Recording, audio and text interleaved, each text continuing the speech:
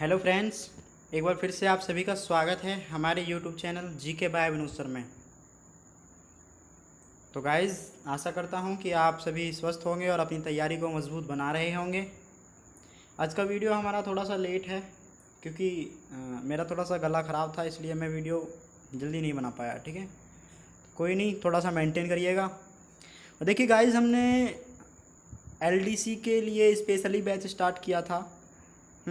But जो मैं English पढ़ा रहा हूँ वो लगभग सारे एग्ज़ाम्स में यही आती है। मैंने आपसे क्या कहा था पहले भी कि इंग्लिश जो है वो सेम आने वाली है। कोई भी एग्ज़ाम हो, आप मेरे से इंग्लिश यदि पढ़ोगे तो आप किसी भी एग्ज़ाम को फोड़ कर आओगे। ठीक है, ये मैंने आपको बताया था पहले ही। तो गाइज़, कोई भी बच्चा हो, कितना भी लो लेवल का हो या फिर कोई कितना भी फास्ट हो, ठीक है, वो मेरी वीडियो देख सकता है। इसलिए आप मेरे चैनल को सब्सक्राइब करें, लाइक करें और कमेंट करके बताएं कि वीडियो कैसी लगती हैं आपको। ठीक है, और चैनल को शेयर ज़रूर कर दें जिससे कि कोई और भी इसका लाभ उठा पाए और हमारा भी थोड़ा लाभ हो सके। ठीक है, तो गाइस, बनाए रखिए अपना प्यार और जुड़े रहिए हमारे साथ, अपनी तैयारी को करते रहिए मजबूत। तो कल तक हमने टेंस में फ्यूचर टेंस कर लिया था और पास्ट टेंस कर लिया था। ठीक है, तो आज जो हम करने वाले हैं वो प्रेजेंट टेंस है। ठीक है, तो आज हम प्रेजेंट टेंस को पूरी तरह से कंप्लीट करने वाले हैं। और दूसरी बात, देखिए, प्रेजेंट टेंस करने के बाद अभी मैंने बताया था आपको, मैंने थोड़ा सा हाई लेवल से समझाया है इसको। मतलब कि मैंने, यदि बिल्कुल जीरो लेवल वाले बच्चे भी जुड़े हैं जो हमसे, ट्वेल्थ वाले जो ट्वेल्थ करके ही आए हैं, उनको ये भी तक पता नहीं होता है किसी किसी को तो कि टेंस पहचानते कैसे हैं ना। तो उसके लिए मैं कल एक वीडियो लेकर आ रहा हूँ। शायद किसी ने इतने शॉर्ट एंड स्वीट में आज तक आपको टेंस नहीं पढ़ाए होंगे। बस एक वीडियो, एक लेक्चर और पूरे टेंस का रिव्यू। ठीक है, और हमने अभी तक टेंस पढ़े हैं, कॉन्सेप्ट देखे हैं, बट हमने अभी तक जो मेन कुछ और आने वाले एडिशनल सेंटेंसेज हैं उनके बारे में नहीं देखा है, तो उनको भी हम कल डिस्कस करेंगे। ठीक है, इसके अलावा जो एडवर्ब्स संबंधित टेंस होते हैं, जिनमें एडवर्ब्स आती हैं जैसे जनरली, डेली, रिसेंटली वगैरह, उनसे संबंधित उनमें कौन कौन से टेंस का यूज़ किया जाता है, एडवर्ब्स को भी कल देखेंगे हम। ठीक है, तो आज हम अपना कंप्लीट करते हैं प्रेजेंट टेंस। ठीक है, तो गाइज स्टार्ट करते हैं हम आपके आज के सेशन को। तो देखिए, हम सिंपल प्रेजेंट टेंस पढ़ने वाले हैं, जिसको हम दूसरे तरीके से बोलें तो प्रेजेंट इंडेफिनिट टेंस। ठीक है, तो देखिए, प्रेजेंट इंडेफिनिट टेंस एक्चुअली क्या होता है, क्या इसकी डेफिनेशन होती है, क्या इसका स्ट्रक्चर होता है, क्या इसमें रूल्स होने हैं, क्या एचवी लगानी है, क्या कौन सी वर्ब की फॉर्म लगानी है ना, ये सारी चीज़ समझेंगे। ठीक है, देखिए, पहली बात आती है एचवी डेफिनेशन की, सॉरी, है ना। तो सिंपल प्रेजेंट टेंस एक्चुअली अपना होता क्या है, यदि बात करें तो जो present tense, simple present tense है, इंडेफिनिट टेंस, देखिए, यदि कोई कार्य वर्तमान समय में कोई अनिश्चित समय पर घटित हो जाए, वर्तमान समय में समय निश्चित ना दे रखा हो, में इंडेफिनिट बोला जाता है ना, अनिश्चित समय पर कभी भी कोई भी नॉर्मली कोई घटना घटित हो जाए, कोई इवेंट घटित हो जाए, तो वो नॉर्मली, ठीक है, तो वो प्रेजेंट इंडेफिनिट टेंस में आने वाला है ना।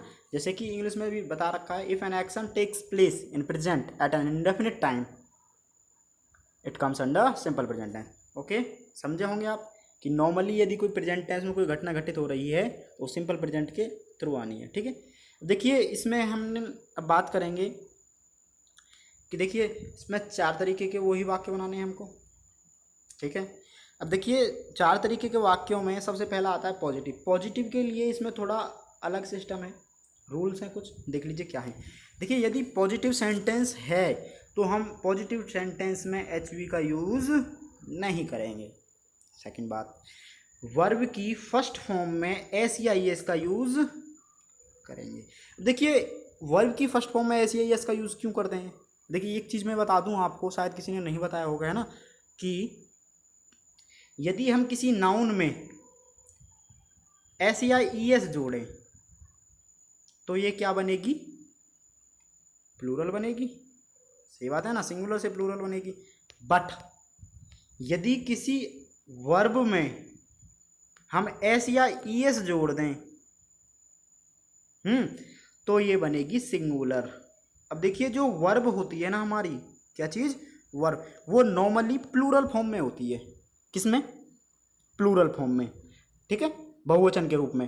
तो अब हमारे पास कर्ता आया है सिंगुलर फॉर्म में और वर्ब है हमारी प्लूरल फॉर्म में, तो हम क्या करें, वर्ब को ही सिंगुलर बना दें, सब्जेक्ट के अनुसार वर्ब को चेंज कर दें, इसीलिए वर्ब में एस या एस का यूज़ करते हैं हम। ठीक है, तो क्या बताया था मैंने अभी कि प्रेजेंट टेंस में, सिंपल प्रेजेंट टेंस में यदि पॉजिटिव बनाना है हमको तो उसमें एच बी का यूज़ नहीं करेंगे, पहली बात।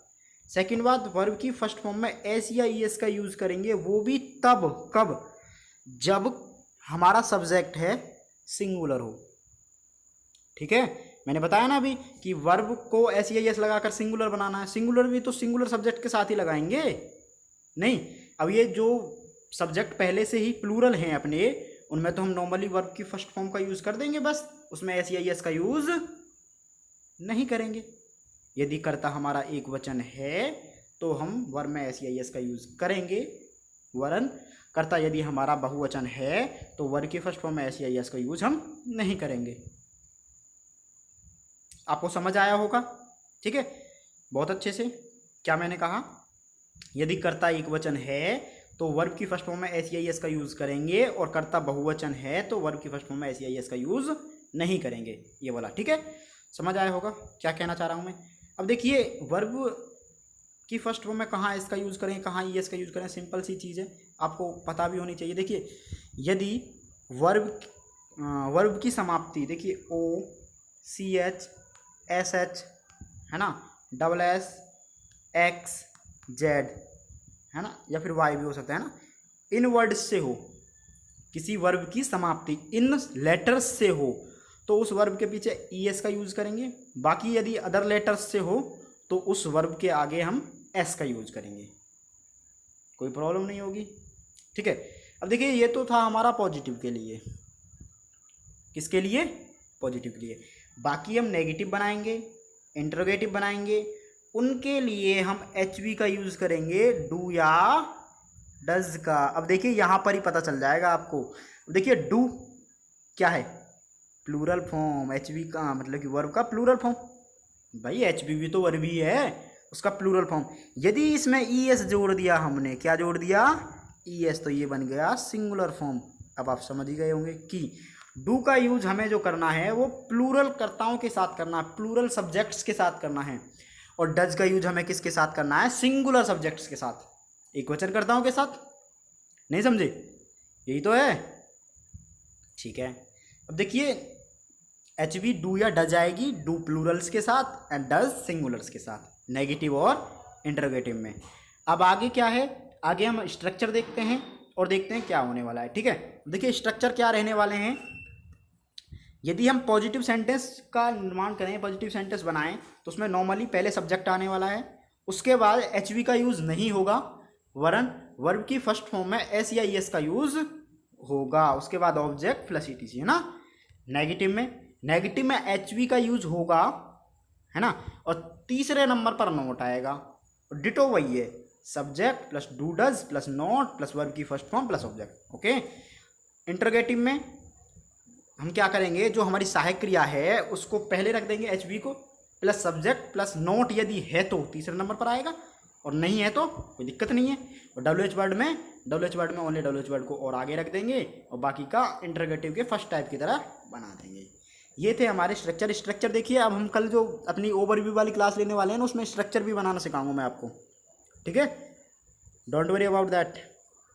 ठीक है, अगला देखिए, हम अब कुछ इंपॉर्टेंट फैक्ट्स हैं कि प्रेजेंट इंडेफिनिट जो टेंस है उसका यूज़ कहाँ कहाँ किया जा सकता है, और है ना, तो इसके लिए स्पेशल फैक्ट्स हैं कुछ।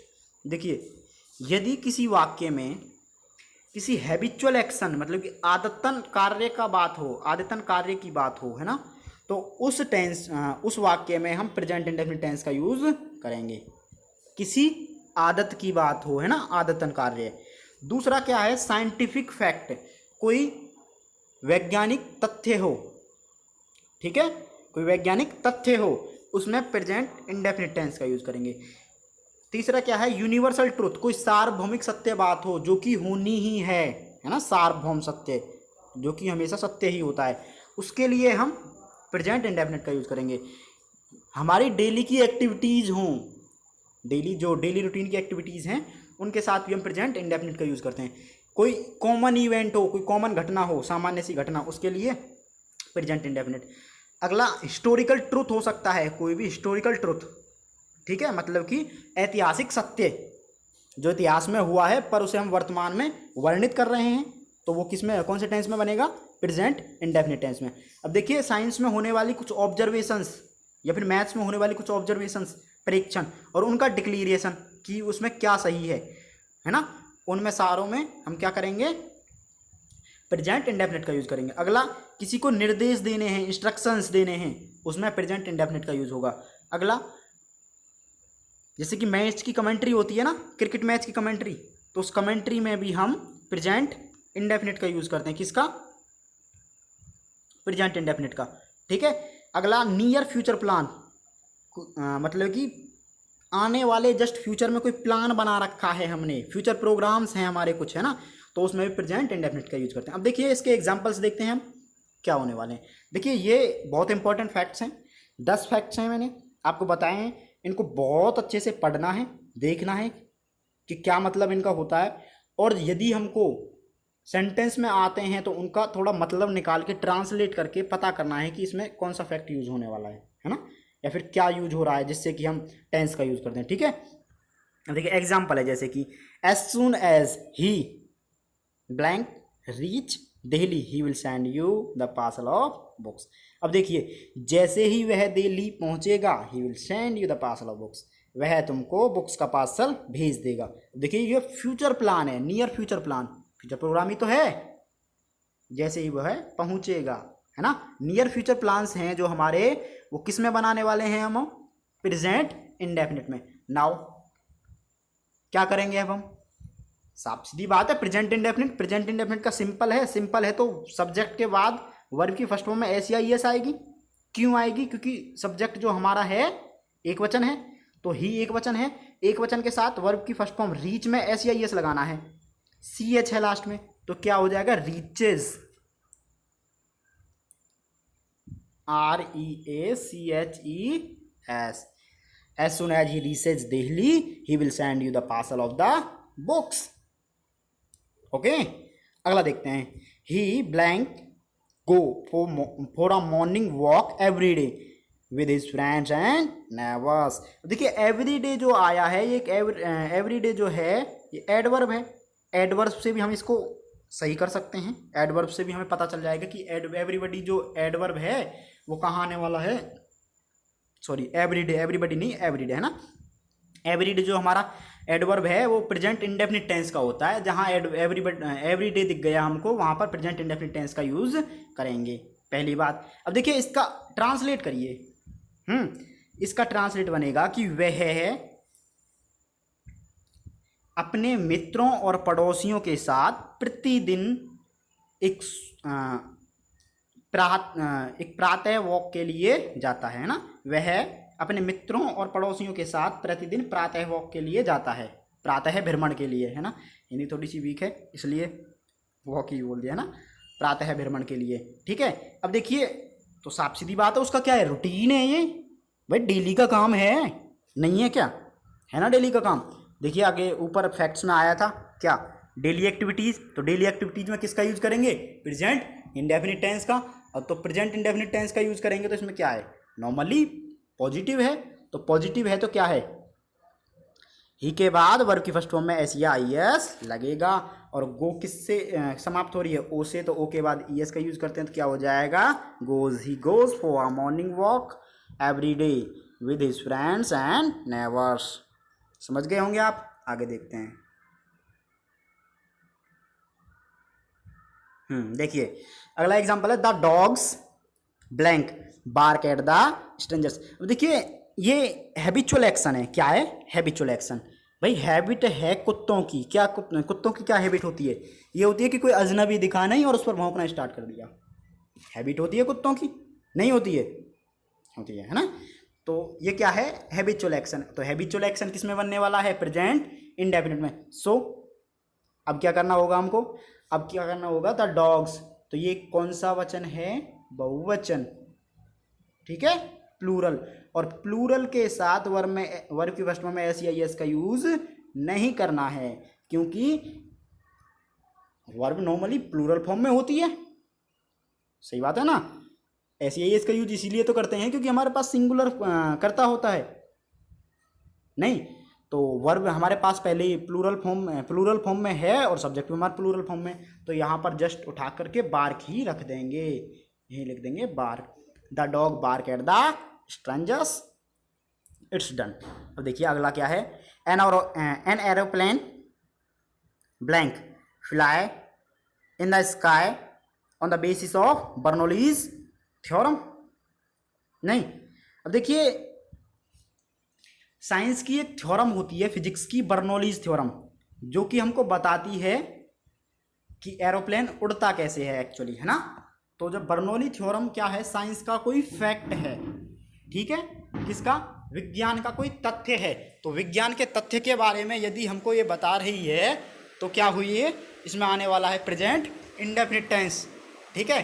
तो प्रेजेंट इंडेफिनिट टेंस आने वाला है, एन एरोप्लेन फ्लाइज, ठीक है। एक एरोप्लेन है ना, एक वचन है, तो एक वचन कर्ताओं के साथ किसका यूज करने वाले हैं हम, वर्ब की फर्स्ट फॉर्म में एस या ईएस का यूज करने वाले हैं, ठीक है। तो an aeroplane flies in the sky on the basis of Bernoulli's theorem. Okay, समझ गए होंगे आप, फ्लाइज, ठीक है, ऐसा लगा देंगे, ठीक है। अगला एग्जांपल हमारा क्या है, देखिए यहां पर फ्लाइज हो जाएगा FLYS, ठीक है। अगला एग्जांपल है sun blank move around the earth. देखिए ये बात कहीं ना कहीं हमको गलत लग रही है और ये सार्वभौम सत्य है, मतलब कि भाई हम जानते हैं कि पृथ्वी जो है सूर्य के चारों ओर चक्कर लगाती है, सार्वभौम सत्य है, यूनिवर्सल ट्रूथ है कि पृथ्वी जो है वो सूर्य के चारों ओर चक्कर लगाती है, ऐसे ही ना, यूनिवर्सल ट्रूथ है ये। तो अब क्या करें हम, पृथ्वी जो है वो उसके चारों ओर चक्कर लगाती है, बट सन थोड़ी नहीं लगाता, है ना। तो भाई ये सार्वभौम सत्य की तो बात है कि सन नहीं लगाता सूर्य पृथ्वी के चारों ओर चक्कर, तो इसके लिए सन नहीं लगाता, नेगेटिव में बनने वाला है। किस में बनने वाला है, प्रेजेंट इंडेफिनिट में। क्यों, क्योंकि यूनिवर्सल ट्रुथ की बात है। तो क्या करेंगे हम, यहां सन एक वचन है तो डज नॉट मूव, ठीक है, क्या बना देंगे, does not move, sun does not move around the earth. Okay, अब देखिए अगला है मैथमेटिकल फैक्ट, एक 2 and 2 make 4, ठीक है, बहुवचन हो जाएगा 2 and 2, दो कर्ता हो गए, है ना, तो मेक की जगह मेक किया जाएगा। क्यों, क्योंकि बहुवचन कर्ता के साथ ऐसी इसका यूज नहीं करते हैं। अगला देखिए she blank brush her teeth every morning. अब देखिए उसका एक डेली रूटीन है कि वो है प्रतिदिन सुबह ब्रश करती है, तो सी ब्रशेज, BRUSHES, ओके। अगला Prerna blank go to temple daily. देखिए उसका डेली का रूटीन है कि वह डेली मंदिर जाती है, तो Prerna goes to temple daily. Okay, समझ गए होंगे आप। देखिए अगला टेंस हम स्टार्ट करने वाले हैं जो कि रहने वाला है प्रेजेंट कंटिन्यूअस। ओके, देखते हैं।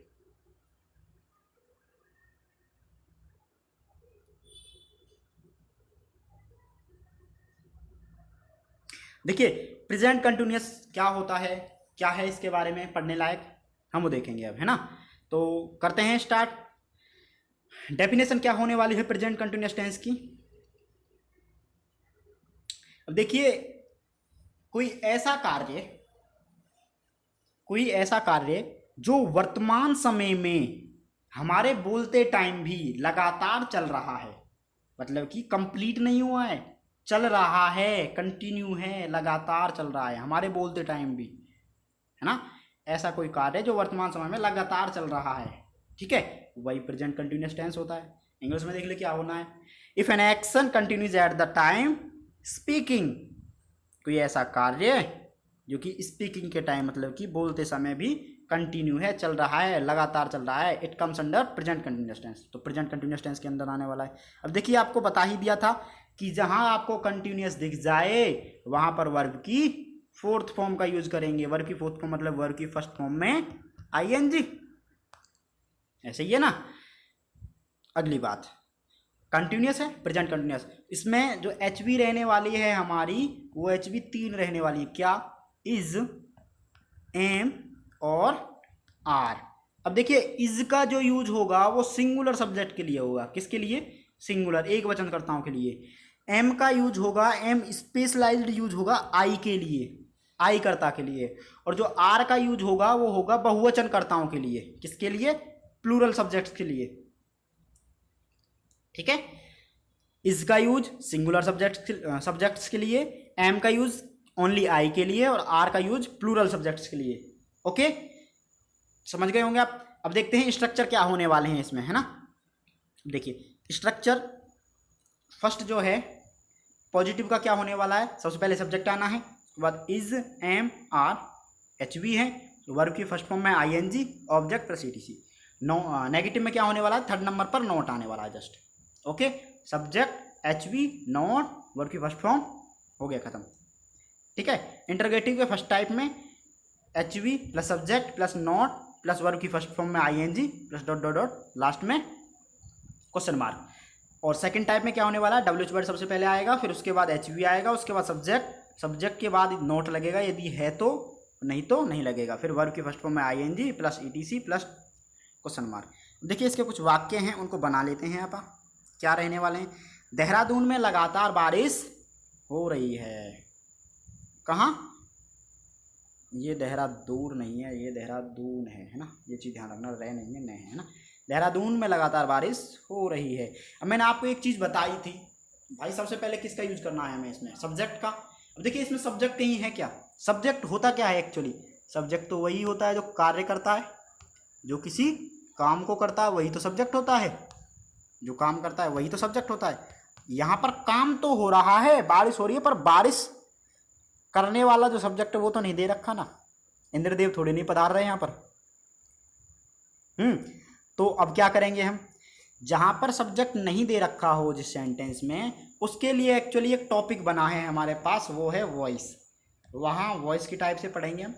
देखिए जिस सेंटेंस में सब्जेक्ट ना हो ना, उस सेंटेंस को बनाना इजी करने के लिए ही हमने वॉइस का निर्माण किया है। वॉइस का एक्चुअली यूज ही यही है कि यहाँ यदि किसी वाक्य में सब्जेक्ट ही ना हो, और सब्जेक्ट तो हमारी फर्स्ट रिक्वायरमेंट होती है टेंस को, हिंदी को इंग्लिश से ट्रांसलेट करते समय, सही बात है ना, तो वहाँ पर हम वॉइस का यूज़ कर लेते हैं। बट अब यहाँ पर हमको वॉइस तो बनाना नहीं है, हमको बनाना है टेंस। तो जहाँ सब्जेक्ट नहीं होगा वहाँ हम दो कर्ताओं का यूज़ करेंगे जो होंगे इट एंड दे आर। इनको हम बोलेंगे डमी सब्जेक्ट। क्या बोलेंगे? Dummy subject. इट और देयर क्या होते हैं? Dummy subject. तो यहाँ पर यूज किसका कर दिया है? इट का। तो इट इज रैनिंग, लगातार की क्या होती है? कंटिन्यूअसली इन देहरादून, नॉर्मली सा है। संख्या तेजी से बढ़ रही है, तो पॉपुलेशन बढ़ने का काम कौन कर रही है? जनसंख्या। तो जनसंख्या करता हुई ना, जनसंख्या, पॉपुलेशन। देखिए पॉपुलेशन देखा जाए तो तुमको बहुवचन सा लग रहा होगा, ऐसा ही है ना, बट ये एक्चुअली एक वचन है। जैसे कि मैंने बताया था ना स्टार्टिंग में, अल्फाबेट वर्ड। अल्फाबेट वर्ड की बात करें, किसकी? अल्फाबेट वर्ड की बात करें तो अल्फाबेट वर्ड सिंगुलर सब्जेक्ट है। क्या है? सिंगुलर और नॉन काउंटेबल, अनकाउंटेबल जिसे बोलते हैं। ठीक है, ऐसे ही जनसंख्या, देखने में तो ये बहुवचन लग रहा है, बट जो ये है क्या है? ये वर्ड जो है हमारा सिंगुलर है। जनसंख्या शब्द की बात की गई है, फिजिकली उसमें अंदर नहीं घुसना है हमको। ठीक है, तो population is increasing by leaps and bounds, तेजी से बढ़ना, तेजी से बढ़ना, ईडियम है, तेजी से बढ़ना है ना। क्या है? Leaps and, by leaps and bounds, लिख लेना इसको, इंपॉर्टेंट है। बाय लीप्स एंड बाउंड्स, तेजी से बढ़ना। बहुत ही अच्छा, मतलब कि हम जहाँ पर वोकैब का यूज़ करते हैं और हमको स्पीकिंग का यूज़ करना होता है ना, वहाँ पर बहुत ही इंपॉर्टेंट होती है ये चीज़। ठीक है, आगे चलिए। ओजोन परत धीरे धीरे घट रही है। Ozone layer is depleting, deplete घटना है ना, डिप्लीटिंग बाय एंड बाय। देखिए ये भी यूज होता है by and by. By and by क्या है? धीरे धीरे, स्लोली, इसका मतलब स्लोली होता है। ठीक है, ठीक। अगला, बच्चे कक्षा में शोर क्यों मचा रहे हैं? तो सेकंड टाइप का इंटरोगेटिव रहने वाला, पहले क्योंकि अंग्रेजी आने वाली, तो why are the children making a noise. अब आपको मैंने कुछ वर्ब बताई थी, वर्ब्स के पेयर बताए थे कि मेकिंग ए नॉइज। देखिए शोर मचाना हमेशा ऐसे ही आएगा, मेक ए नॉइज, ठीक है। अब इसमें मेन जो हमारी एच वी है वो क्या है, मेक, तो मेक में आई लगा देंगे, मेकिंग ए नॉइज, ठीक है। कई बताए थे ना मैंने, जैसे कि आपको और भी याद होंगे, और बोलना जरा। डिलीवर आ स्पीच, स्पीच देना, उसको क्या बोलेंगे, डिलीवर आ स्पीच, ठीक है। इस टाइप से वर्ब बताई थी, वर्ब के पेयर बताए थे, उनको याद कर लेना, ठीक है ना, बहुत अच्छे से, बहुत ज़्यादा यूज़ होने वाले हैं। अब यदि मेकिंग अ नॉइज, इसमें भी आ सकता है क्या, एरर आ सकता है इसमें भी, कि मेकिंग नॉइज दे दिया, ओनली सेंटेंस में पूछ लिया कि एरर बताइए, एरर कहाँ है, तो मेकिंग अ नॉइज होता है, मेकिंग नॉइज कुछ नहीं होता, ठीक है। अगला देखिए, जिंदगी हमारे साथ लुका छुपी खेल रही है, तो जिंदगी क्या होगी, life, life is playing hide and seek with us, ठीक है। ये अक्सर कर इस एज में सभी के साथ ही होता है, और ज़्यादातर हमारे साथ तो बहुत ज़्यादा हो रहा है आजकल। जिंदगी लुका छुपी खेल रही है बस। जिंदगी हमारे साथ लुका छुपी खेल रही है, life is playing hide and seek with us, ठीक है। तो चलिए आगे चलते हैं। पता ही नहीं चल रहा कि ये लाइफ है, क्या करें क्या नहीं करें, है ना। तो इस सब से रूठिए मत, नाराज़ मत होइए, हारिए मत, बस अपनी तैयारी को मजबूत बनाते रहिए। एक दिन ज़रूर आएगा, एक दिन ज़रूर आएगा जिस दिन आपको आपकी मेहनत का फल मिलेगा, और आप बहुत ही ज़्यादा सक्षम होंगे हर चीज़ करने में, ठीक है। तो बस अपनी लाइफ को बढ़ाते रहिए, और इधर उधर मुंह मारने से अच्छा तो यही है कि आप अपना पढ़ाई करें, इसमें अपना टाइम दें, जितना ज़्यादा टाइम दे पाएँ, ठीक है। जिससे कि देखिए ओनली एक ही चीज़ है अपनी, कोई अपना नहीं रहता। देखिए पैसा भी ना, एक बार हमने कमा लिया तो शायद हो सकता है कि 1 मिनट में हमारा पूरा पैसा ख़त्म हो जाए, जस्ट 1 मिनट में कुछ भी हो सकता है ना। बट जो हमारी स्टडी है ना, जो हमारी पढ़ाई है, वो हमारा कभी साथ नहीं छोड़ेगी, कभी भी, ठीक है। तो इसको ज़्यादा से ज़्यादा टाइम दें, बस यही है। चलिए अगला बनाते हैं। क्या तुम उसका इंतज़ार कर रहे हो, बिल्कुल नहीं। देखिए क्या होने वाला है, क्या तुम उसका इंतज़ार कर रहे हो, तो फर्स्ट टाइप का इंटरोगेटिव है, तो इसमें पहले आने वाली है एच वी, तो एच वी आएगी सब्जेक्ट के हिसाब से। सब्जेक्ट क्या है, तुम मतलब यू, प्लूरल सब्जेक्ट, तो प्लूरल सब्जेक्ट से सब्जेक्ट के साथ किसका यूज होगा, आर का, आर एच वी का ही तो यूज होगा, तो आर यू वेटिंग फॉर, हाँ ठीक है, उसका। देखिए मतलब कि कुछ भी है यार, है ना, हरी ज़रूरी है लगाना। हिम भी तो लगा सकते हैं ना, हिम भी तो लगा सकते थे ना यार, पर ऐसा ही है, जमाना ही ये सीखा है बस। माता जी आटा गूंथ रही हैं, है ना, तो mother is kneading the dough, ठीक है। नौकर झाड़ू पोछा कर रहा है, the servant is sweeping and mopping. Sweep माने झाड़ू मारना, स्वीप माने झाड़ू मारना, और मॉप माने पोछा मारना, ठीक है। देखिए आज का हमने सिंपल प्रेजेंट टेंस कर लिया और प्रेजेंट कंटिन्यूस टेंस कर लिया, ठीक है।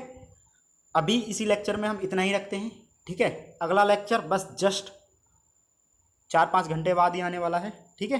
तो अगले लेक्चर में हम इसे कंप्लीट कर लेंगे, फिर आगे हमारा जो मैंने बताया था रिव्यू वगैरह देने वाला हूँ, एडवर्ब बताने वाला हूँ, एडिशनल सेंटेंसेस को एक साथ लिख करके सभी को बहुत अच्छे से समझाने वाला हूँ। फिर एक लेक्चर हम रखेंगे इसकी प्रैक्टिस का, उसके बाद हम अगले वाले चैप्टर पर आएंगे, है ना। क्योंकि जो टेंस जो चैप्टर है हमारा वो बहुत ज़्यादा इम्पोर्टेंट है, इंग्लिश की नींव है tense chapter.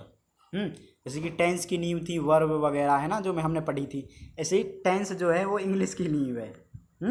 Without tense English is nothing, ठीक है। देन यदि आपको हमारा लेक्चर पसंद आया हो तो लाइक करना, शेयर करना, जौन सा पार्ट अच्छा लगा हो कमेंट करके बताना, यदि कोई कमी रही हो तो उसे भी ज़रूर बताना, कम से कम हमारी कमी को तो उजागर कीजिए आप, क्या है ना। और शेयर करना रिलेटिव्स के साथ, फ्रेंड्स के साथ, नेबर्स के साथ, जिससे कि वो भी इसका लुत्फ़ उठा पाएँ बिल्कुल फ्री में और अपनी तैयारी को मजबूत कर पाएँ। तो ठीक है, चलते हैं। Bye bye, tata, see you.